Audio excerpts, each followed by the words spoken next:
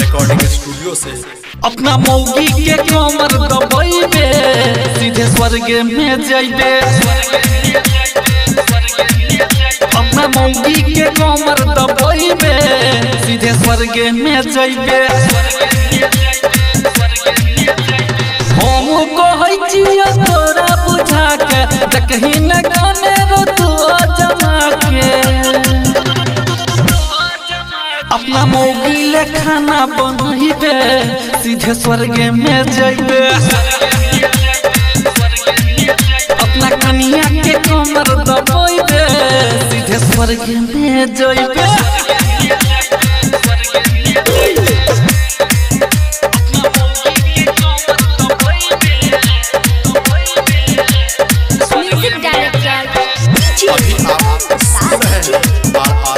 Recording studio से साया साड़ी खिंचहिया करही तू सेवा मोहगी के आइन दही रोजे रोजे मेवा। साया साड़ी खिंचहिया करही तू सेवा मोहगी के आइन दही रोजे रोजे मेवा। अपना मोगी के मोल घुमैबे सीधे स्वर्ग में जइबे।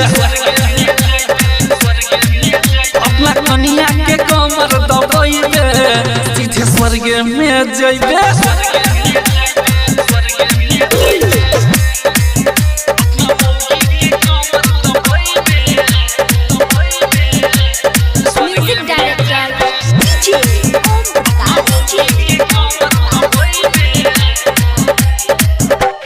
ठाकुर मुरारी नहीं करे छो बड़ाई नहीं छो भरोसा तल न अजमाई।